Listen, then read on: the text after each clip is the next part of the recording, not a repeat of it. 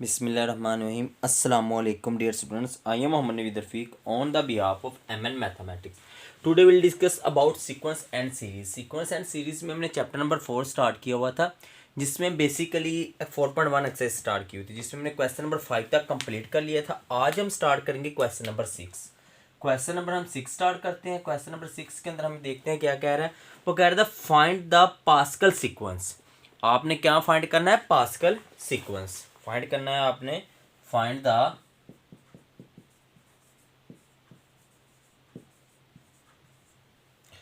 Pascal sequence. Sequence ठीक हो गया. और फाइंड कैसे करना है? By using the pascal definition. ठीक हो गया. अब बाय डेफिनेशन यूज करके आपने पास्कल सीक्वेंस फाइंड करना है. अब आपके पास वैल्यू यहाँ पर n की गिवन है. n इज इक्वल टू 5 है फर्स्ट पार्ट में. सेकेंड पार्ट में आपके पास n की वैल्यू है 6 है. और थर्ड पार्ट में आपके पास n की वैल्यू जो है आपके पास वो 8 है. ठीक हो गया. अब हम अपने पहले देखते हैं इसकी पास्कल सीक्वेंस की डेफिनेशन क्या होती है. वो आपके पास होता है n0 is equal to 1 and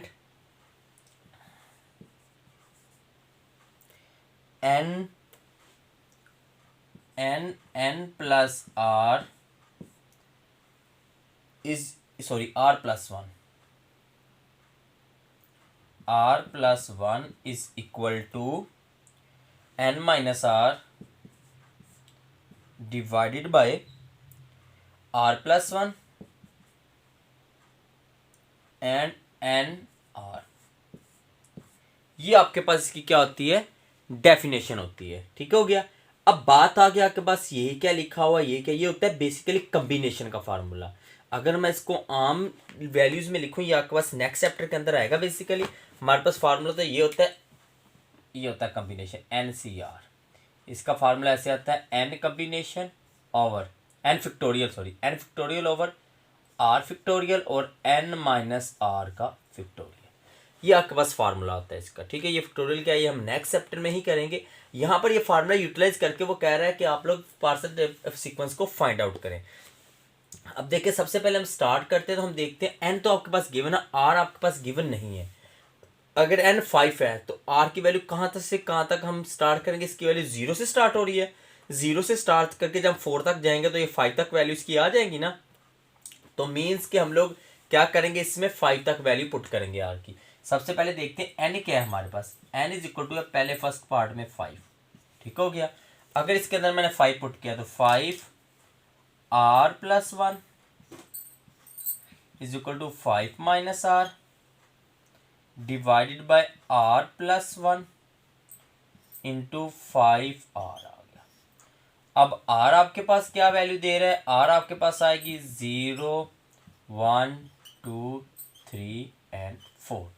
जब r की ये वैल्यू आप पुटअप करेंगे ना 0 1 2 3 4, तो आपके पास ऑटोमेटिकली बात है 0 1 2 3 4 4 प्लस 1 5. तो 5 आपके पास इसका आंसर 5 तक आ जाएगा. ठीक हो गया. 0 से इसकी आपने हमेशा वैल्यू स्टार्ट करनी है पुटअप करने के लिए. अब सबसे पहले हम इसका फर्स्ट पार्ट में देखते हैं, पुट करते हैं r इज इक्वल टू 0. पहले हम लोग क्या करते हैं, r इज इक्वल टू 0 इसके अंदर पुट करते हैं. r is equal to 0. तो देखिए 5 1 is equal to 5 1 is equal to 5 minus 0 divided by 0 plus 1 1 into 5 0. अब देखिए 5 1 बेसिकली हमें आंसर तो 5 0 आर की जगह 5 0 इसका आंसर चाहिए. सिंप्लीफाई करना है ना हमने, इसका आंसर इसकी को लाना चाहिए. आप भी सकते हैं, आप कैलकुलेटर से भी इसका आंसर निकाल सकते हैं. ठीक है. आप कैलकुलेटर से 5 कभी शिफ्ट दबा के सी दबाएं, आपके पास कम्बिनेशन सी फार्मूला लिखा होता है, और फिर इसके बाद 1 दबा दें, इक्वल टू करें, आपके पास इसका आंसर आ सकता है. अब देखिए 5 1 5 आ गया. 5 0 का मैंने इसके अंदर बताया था, जैसे सम नंबर डिवाइडेड बाय 0 तो आंसर हमेशा क्या आता है इसका 1 आता है. क्या आता है इसका 1 आता है. तो इसका आंसर आपके पास क्या आ गया 5 आ गया. ठीक हो गया. जब r को आपने क्या पुट किया है, r को 0 पुट किया है. अब हम r को क्या पुट करते हैं, r इज इक्वल टू 1. जब हमने r को 1 पुट किया तो 5 2 आ गया. Is equal to 5 minus 1, 4 divided by 1 plus 1, 2 हो गया, और 5 1 आ गया।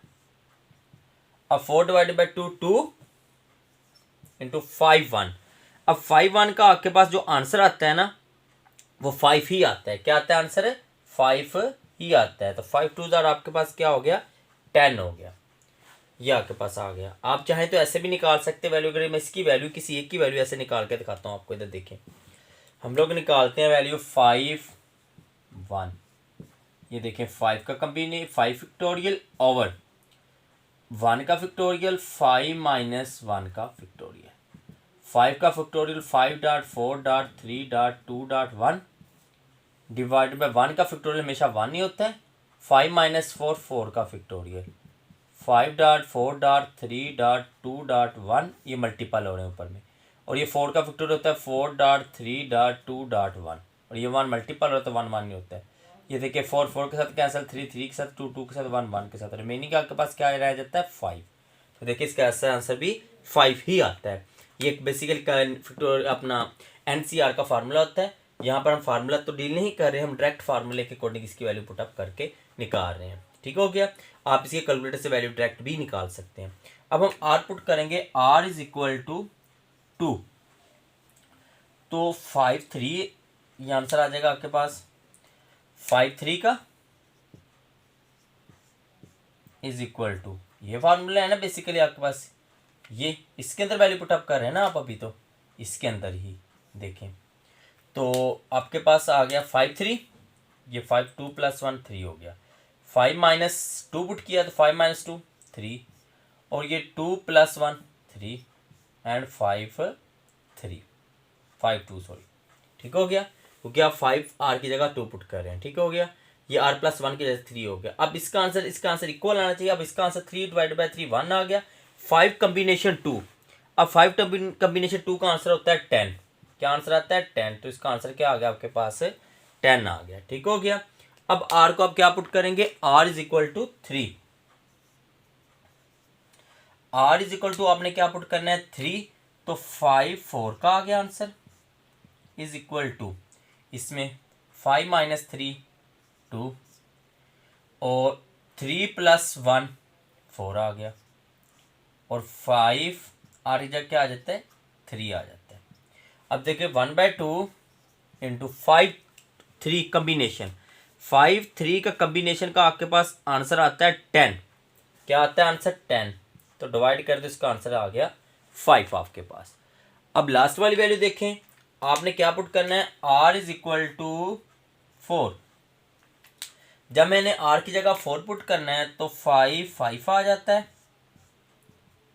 यहाँ पर R की जगह क्या पुट करना है मैंने? 4 5 माइनस 4 1 आ गया, divided by R plus 1 5 4 plus 1 5 आ गया, और 5 इंटू क्या आ गया? 4 आ गया। ठीक हो गया, 5 इंटू क्या आ गया आपके पास? 4 आ गया। 1/5 इंटू 5 4 का आंसर आपके पास कम्बिनेशन, अगर हम आंसर निकालें तो 5 कम्बिनेशन 4 का आंसर आपके पास आता है 5। क्या आंसर आता है आपके पास? 5। तो 5 5 से कैंसिल, तो इसका आंसर क्या आ गया मेरे पास? 1 आ गया। क्या आंसर आ गया मेरे पास? इसका 1 आ गया। तो अब देखिए आपके पास आंसर आ गया। अब इसको किसी ने क्या कहा था? क्या फाइंड आउट करनी है आपने? सीक्वेंस फाइंड आउट करना है। अब हम इसका क्या करते हैं? सीक्वेंस लिखते हैं। अब इससे नेक्स्ट अगर मैं R की जगह 5 पुट करूं तो 5 माइनस 5 0, ये तमाम वैल्यू के आंसर दे देंगी 0 दे देंगी, इसलिए मैंने 5 पुट नहीं किया। ठीक हो गया। अब देखें मैंने 4 तक वैल्यू जस्ट पुट करके देखी।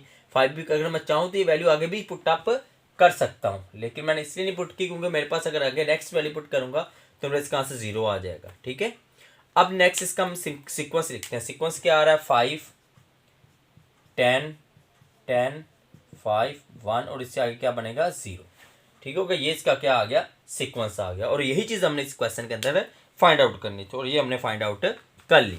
अभी हम नेक्स्ट पार्ट की तरफ चलते हैं। नेक्स्ट में n इज इक्वल टू, उसने लिखा हुआ 6।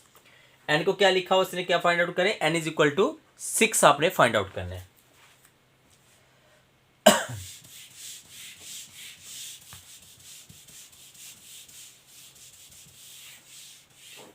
अभी देखें n की जगह मेरे पास क्या आ जाएगा? 6 6, ये भी 6 आ गया, ये भी 6 हो गया और ये भी क्या हो गया, 6 हो गया। ठीक हो गया। अब ये सेकंड पार्ट आपके पास आ गया, simple. r is equal to आप पुट करेंगे 0 1 2 3 4 5 तक कर लें। 6 पे वैल्यू जाके इसकी क्या आ जाएगी, 0 आ जाएगी। क्या वैल्यू आ जाएगी इसकी, 0 आ जाएगी। बेशक आप पहले 3 वैल्यू पुटअप करते हैं या 4 वैल्यू पुटअप करके 4 वैल्यू पुटअप करके इसका आंसर निकाल सकते हैं, लेकिन अगर हम इससे आगे जाएंगे तो आपके पास इसका आंसर क्या आ जाएगा, 0 आ जाता है तमाम वैल्यू का। इसलिए हम नेक्स्ट इससे आगे वैल्यू पुटअप नहीं करते ज़्यादातर। अब देखें, अब पुट सबसे पहले हम लोग करते हैं, ये आपके पास है 6 माइनस आर।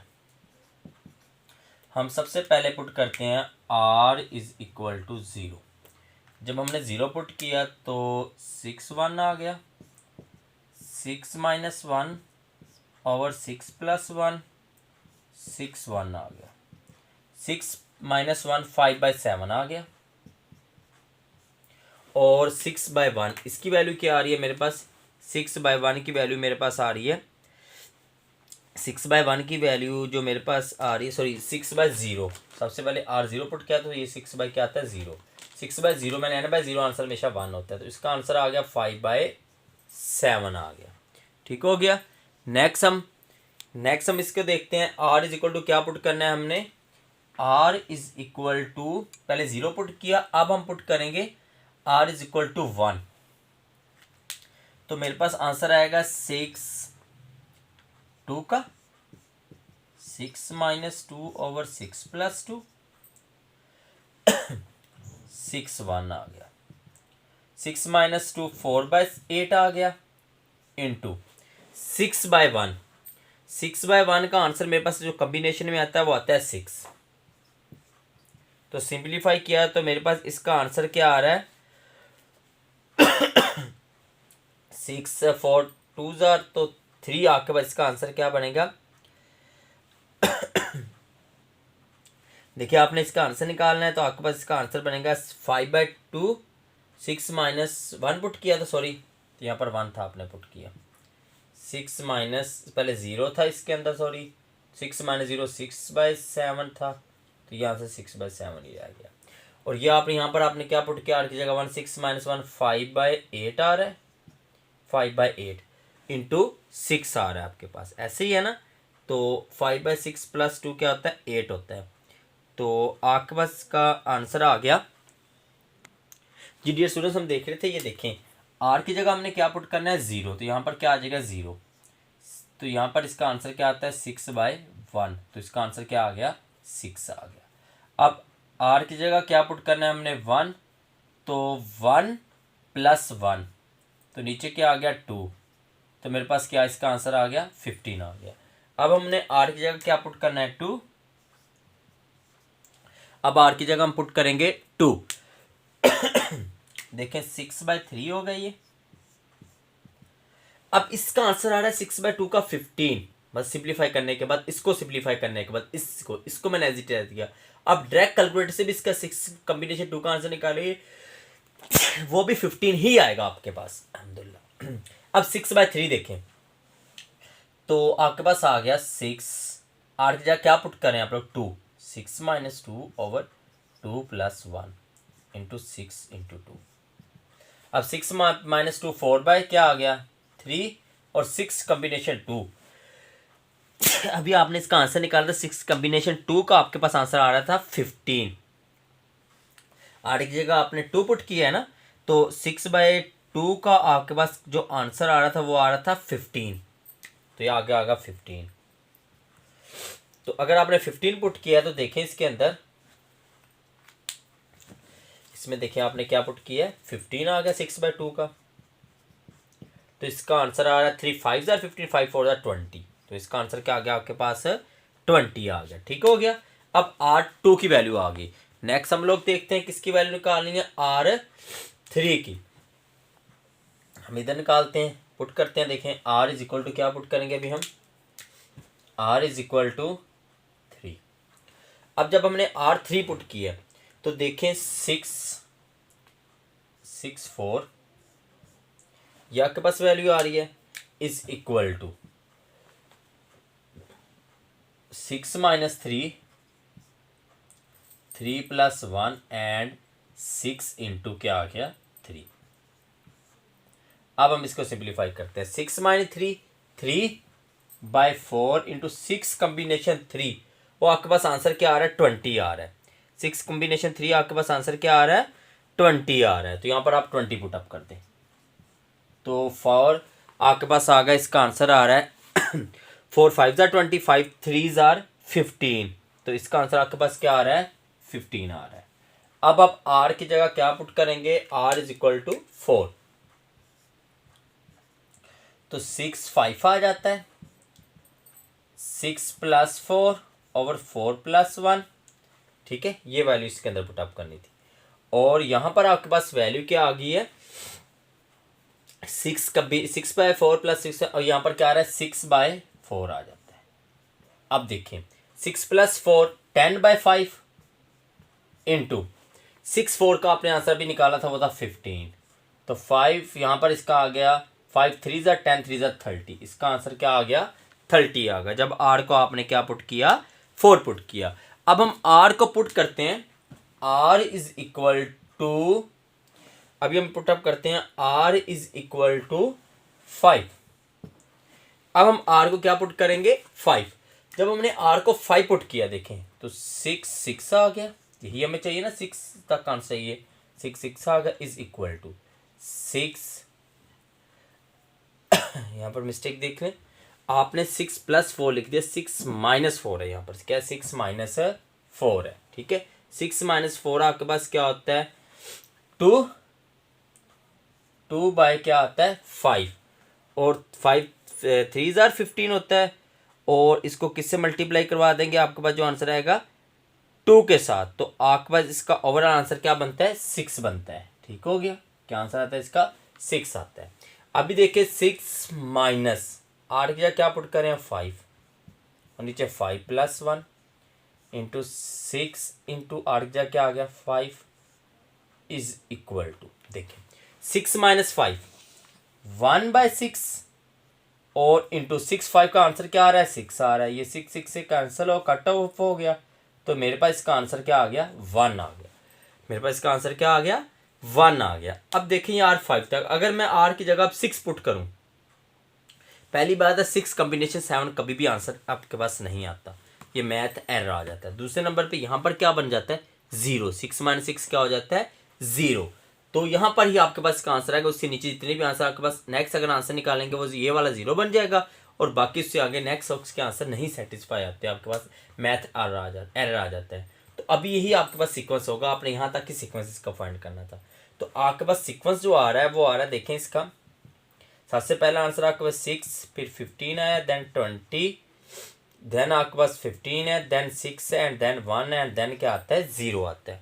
और ये आपके 1 6 सबसे पहले आपके पास आंसर उसने पहला किया हुआ वो क्या है 1 है।